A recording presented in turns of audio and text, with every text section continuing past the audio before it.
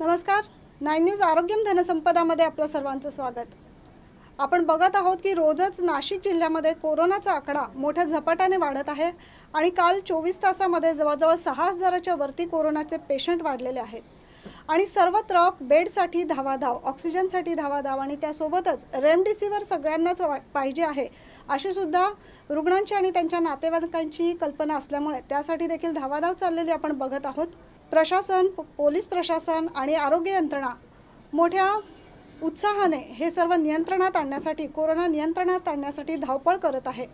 परंतु ॲलोपॅथीसोबतच होमिओपॅथिक आणि आयुर्वेदिकचे उपचार घेतले तर कोरोना रुग्णांना आणि त्याच्या नातेवाईकांना मोठा दिलासा मिळणार आहे. नुसता दिलासाच नाही तर कोरोना रुग्ण बरे होण्याचं प्रमाण देखील होमिओपॅथिकच्या ट्रीटमेंटनी मोठ्या प्रमाणात वाढलेलं आहे असं देखील अनुभव आलेला आहे. आणि हीच संकल्पना पुढे राबवण्यासाठी नाशिकचे प्रथम नागरिक, नाशिकचे महापौर सतीश नाना कुलकर्णी आणि भाजपच्या पदाधिकाऱ्यांनी एक मोहीम हाती घेतलेली आहे आणि ती मोहीम काय आहे हे जाणून घेण्यासाठी आजचं हे चर्चासत्र आपण आयोजित केलं आहे. आपल्यासोबत डॉक्टर घोंगडे देखील आहेत. तर डॉक्टर घोंगडे, आम्हाला हे जाणून घ्यायला आवडेल की होमिओपॅथिक औषध कोरोनामध्ये कशा पद्धतीने काम करतात, काय होतं की ज्याच्यामुळे इम्युनिटी वाढते, जे आपण सांगतायत होमिओपॅथिकबद्दल, किंवा कोरोना बरा करण्याचं त्याच्यात जी पॉवर आहे तर ते कशा पद्धतीने काम करतंय.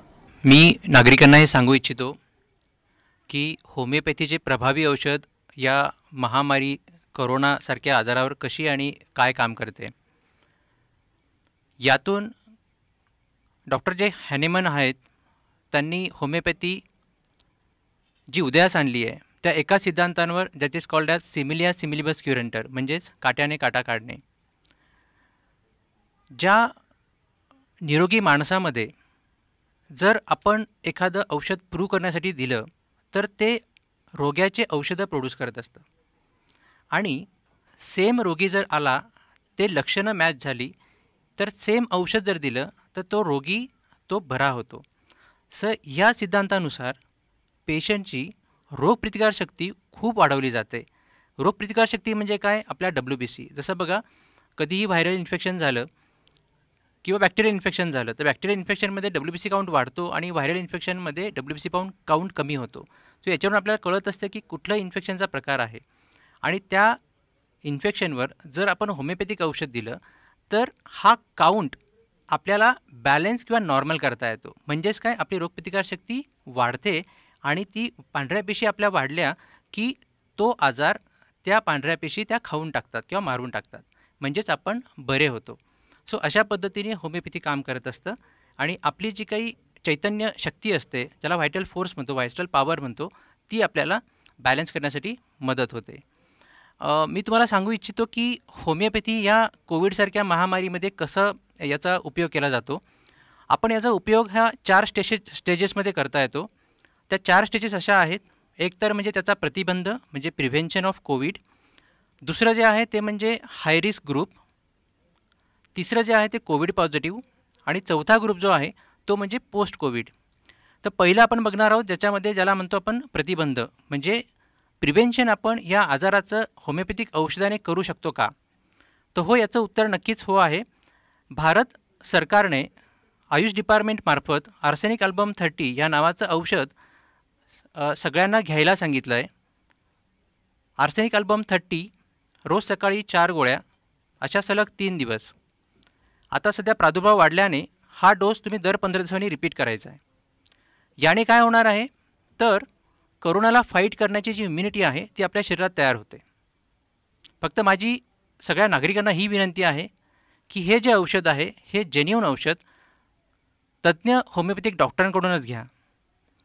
मला सांगताना दुःख होतं आहे की मागच्या वर्षी जेव्हा कोरोनाचा प्रादुर्भाव सुरू झाला, ह्या औषधाचा एवढा तुटवडा निर्माण झाला आणि अक्षरशः हे औषध वेगवेगळ्या लोकांनी विकलं, म्हणजे किराणा दुकान, पानटपरी.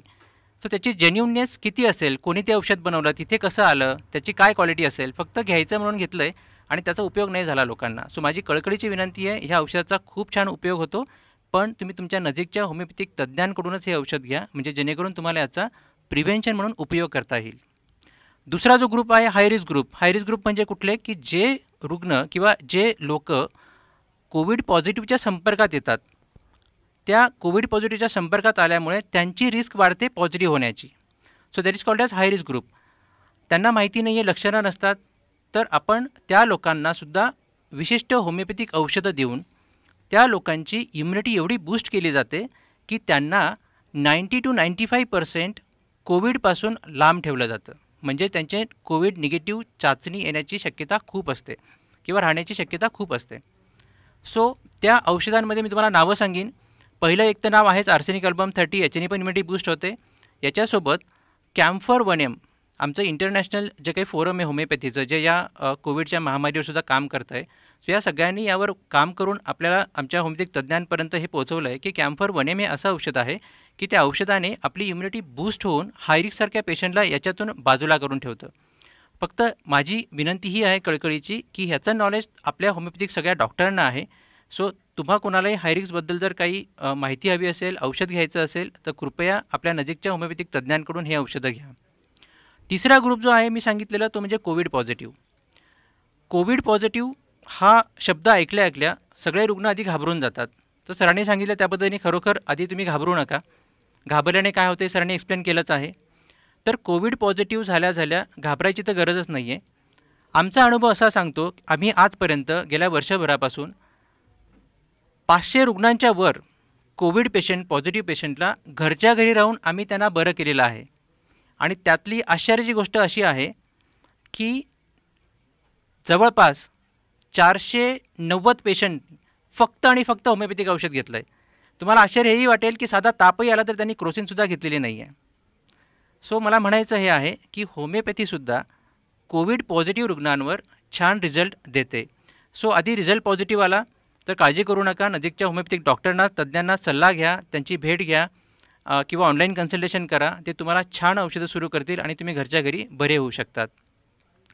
आमचा अनुभव असा सांगतो आहे गेल्या वर्षभराच्या ह्या कोविडच्या कामामध्ये की आम्ही एवढे रुग्ण आत्तापर्यंत जी बरी केली आहेत त्यापैकी 98% लोकांना हॉस्पिटलमध्ये जाण्याची गरज नाही पडली. त्यापैकी 50%पेक्षा कमी लोकांना HRCT करण्याची गरज नाही पडली. सो इन्व्हेस्टिगेशन करायची गरज असते, पण आम्ही तज्ज्ञ म्हणून जेव्हा तुम्हाला सांगतो तेव्हाच करा. आजकाल तर असं झालं आहे की कोविड टेस्ट पॉझिटिव्ह आल्या आधी HRCT करायला पडत आहेत. गरजच नाही आहे. सो तज्ज्ञांची वाट बघा आधी सांगण्याची आणि मग HRCTकडे वळा. चौथा ग्रुप जो मी सांगितला आहे आता, कोविड किंवा post Covid patients. Post Covid म्हणजे काय माहिती आहे? कोविड झाल्यानंतर ज्या कॉम्प्लिकेशन्स होतात, फॉर एक्झाम्पल लंग्स फायब्रोसिस किंवा कोविडची उपचारामध्ये जे काही औषधं वापरली जातात त्या औषधांचा काही दुष्परिणाम म्हणून लंग्सचं फायब्रोसिस होतं आणि तो कोविडचा रुग्ण बरा झाल्यानंतरसुद्धा त्याला ऑक्सिजनची गरज लागत असते, कारण त्याचे जे लंग्स कमकुवत झालेले असतात, कठीण झालेले असतात. सो अशा केसेसमध्ये सुद्धा होमिओपॅथी खूप प्रबळ ठरते. पेशंटचा ऑक्सिजन लेव्हल हा हळूहळू वाढवला जातो. त्याचं जे इन्फ्लेमेशन आहे, त्याचं जे फायब्रोसिस आहे ते होमिओपॅथिक औषधाने कमी केलं जातं. मी तुम्हाला सांगू इच्छितो किंवा सांगायला मला आवडेल की होमिओपॅथी फक्त घरच्या घरीच ट्रीटमेंट देऊन बरं करण्याची नाही आहे. काही पेशंट जे ॲडमिट असतात हॉस्पिटलमध्ये, सगळे उपचार करून थकल्यानंतरसुद्धा पेशंट जेव्हा व्हेंटिलेटरवर जातो, व्हेंटिलेटरवर गेल्यावरसुद्धा होमिओपॅथिक औषधाने आपल्याला त्यातून त्यांना वाचवता येतं. सो आमच्याकडे याचे पुरावे पण आहेत. कोविडमध्ये जे आपण एक्सरे घेतो, ज्याच्यामध्ये लंग्सचा डॅमेज हा 17/25 किंवा 20/25 असतो. लंग्स त्यांचे बऱ्यापैकी डॅमेज झालेले असतात आणि आमचं औषध सुरू केल्यानंतर 1-1.5 दिवसात, 2 दिवसात त्यामध्ये त्यांचे लंग्स पूर्ण फंक्शनिंग होतात. सो आमच्याकडे एक्सरे आहेत प्री आणि पोस्ट ट्रीटमेंटचे. सो मला म्हणायचं हे आहे, कोरोनाचा कुठलाही रुग्ण असेल तर काळजी करू नका. होमिओपॅथीसारखं बेस्ट मेडिसिन तुमच्यासोबत आहे. तुम्ही 100% बरे व्हाल, यात काही शंकाच नाही. घाबरू नका, होमिओपॅथी घ्या आणि घरच्या घरी बरे व्हा. डॉक्टर गोंगडे यांनी अतिशय महत्त्वपूर्ण माहिती दिलेली आहे. नक्कीच ॲलोपॅथीसोबतच आयुर्वेदिक, होमिओपॅथिक आणि योगा या उपचार पद्धतींचा जर नागरिकांनी अवलंब केला तर आपण लवकरच नाशिक कोरोनामुक्त करू शकू. आणि डॉक्टर आशर आणि डॉक्टर गोंगडे यांच्याकडून आपण जाणून घेऊया की होमिओपॅथिकने त्यांनी आतापर्यंत किती पेशंट हे कोरोनामुक्त केलेले आहेत. आणि असे कुठले क्रिटिकल पेशंट होते किंवा कुठले चॅलेंजेस त्यांच्यासमोर होते की त्या रुग्णांना त्यांनी वाचवण्यात यश आलेलं आहे? येस, मी तुम्हाला सांगू इच्छितो की प्रिव्हेन्शनसाठी जे औषध आहे ते आम्ही मागच्या वर्षापासून आमच्या 5 शाखांमधून आम्ही ते फ्री देत आहोत. फ्री देण्याचा उद्देशच हा आहे की कुठल्याही प्रकारचा त्यामध्ये कमर्शियल अस्पेक्ट नको असायला हवं आणि जेन्युइन मेडिसिन लोकांपर्यंत पोहोचावं हा त्यामागचा उद्देश आहे. सो आत्तापर्यंत आम्ही 1.5 लाखाच्या वर प्रिव्हेन्शन मेडिसिन आम्ही लोकांना मोफत दिलेले आहेत. दुसरं जे आहे कोविड पॉझिटिव्ह, आजपर्यंत 500च्या वर रुग्ण कोविड पॉझिटिव्ह रुग्णांना आपण होमिओपॅथी देऊन त्यांना घरच्या घरी आपण बरं केलेलं आहे. यामध्ये जो HRCT स्कोअर आहे हा माइल्ड टू मॉडरेट, म्हणजे आपण 14पर्यंतचा स्कोअरसुद्धा आपल्या होमिओपॅथिक औषधाने त्यांना औषध देऊन घरच्या घरी बरा केलेला आहे. यामध्ये ही जी आपण औषधं देतो तर बरेच रुग्णांना आधीच डायबिटीज असतो, आधीच हायपरटेन्शन असतं, त्यांच्या आधीच काही औषधोपचार सुरू असतो किंवा कोविड झाल्यामुळे काही रुग्णांना काही कारणास्तव हॉस्पिटलमध्ये ॲडमिट व्हावं लागतं आणि ती औषधोपचार चालू असतानासुद्धा त्यांच्यामध्ये काही सुधारणा येत नाही. सो अशा रुग्णांनासुद्धा आपण होमिओपॅथीची जोड देऊन त्यांची जी काही औषधं आहेत ती सर्व चालू ठेवून त्यासोबत आपली औषधाची जोड देऊन आपण यांना नक्कीच या आजारातून बाहेर काढू शकतो आणि बरं करू शकतो. आमचा अनुभव असा सांगतो आहे, म्हणजे मी तुम्हाला एक उदाहरण देईल. 82 वर्षाच्या आजी ज्यांना दम्याचा त्रास आहे त्या आजी माझ्याकडे फक्त आणि फक्त होमिओपॅथीच्या ट्रीटमेंटने क्रोसिनची गोळीसुद्धा न घेता बऱ्या झालेल्या आहेत. सो हे सगळ्यांसाठी खूप आश्चर्य असेल. माझ्याकडे त्यांचं टेस्टिमोनियल पण आहे. अजून मी तुम्हाला सांगेन की बीडमध्ये एक नांदरे म्हणून गृहस्थ होते, ते कोविडने ग्रस्त होऊन ॲडमिट झाले होते. त्यांचा ऑक्सिजन लेवल हा 70च्या वर येतच नव्हता काही करून.